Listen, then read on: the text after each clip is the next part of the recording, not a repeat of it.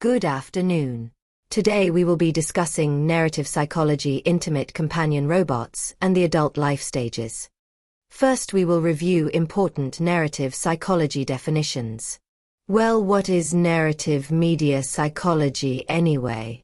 According to the Handbook of Research on the Societal Impact of Digital Media, narrative media psychology is a branch of psychology concerned with how persons make use of stories in interpreting, remembering, sharing, and coping with experience.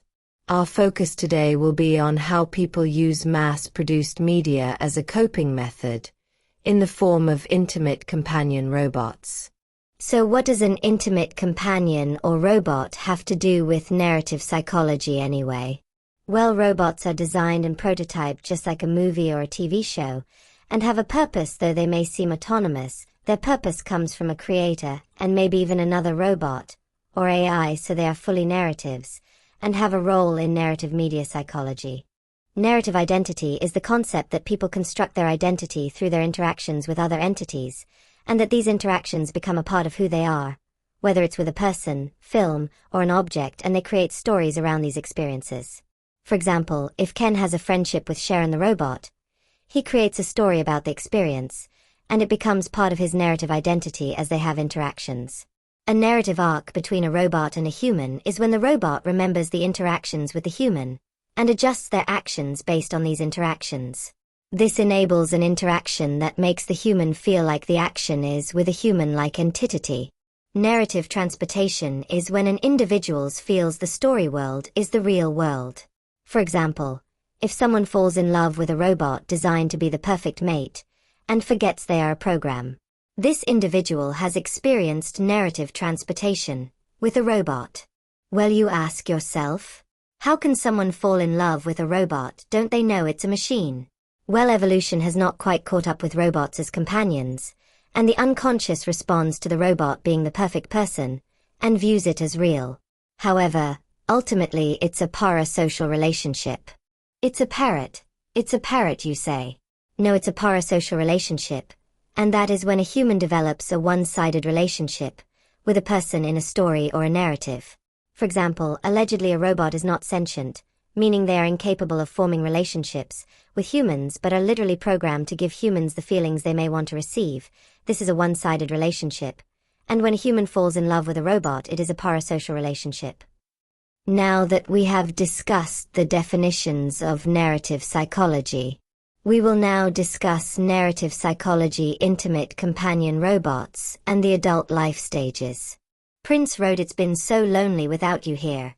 I'm like a bird without a song." Last year, the Surgeon General of the United States wrote, "There was an epidemic of loneliness and isolation in the United States." Researchers had already identified that individuals were developing parasocial relationships with narrative characters, and the researchers called this healthy.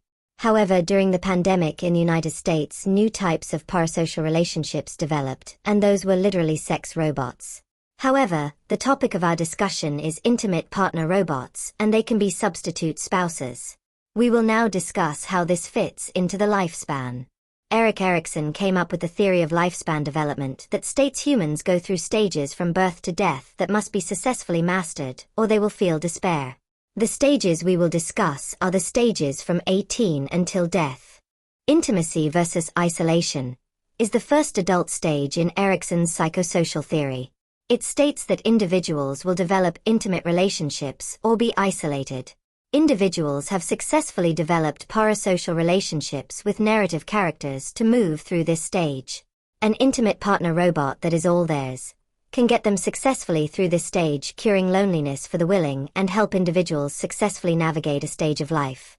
The next adult stage is generativity versus stagnation, known as middle age.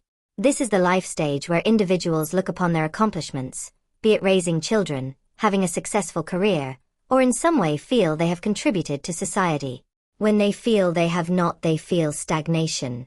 In this stage, intimate companions robots can help individuals with a variety of tasks related to work and finding meaning in life.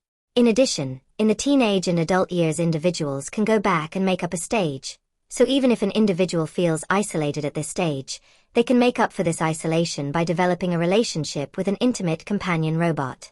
The last stage of Erikson's psychosocial theory is ego integrity versus despair, and this is when individuals look back on their life to see whether it had meaning and was worthwhile, and if not, they feel despair. Intimate partner robots can again help them make up all of the adult stages by being a companion against loneliness, by helping them perform activities that have meaning, as well as being caregivers such as reminding them when to take their medication. The robots can make them feel good and comfortable about their lives. In conclusion, researchers believe that intimate companion robots will gain full acceptance and integration into society by 2050. Love them or hate them, they can cure some of the ills that affect human society as it relates to lifespan development.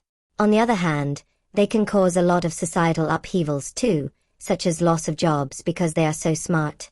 The end. Questions.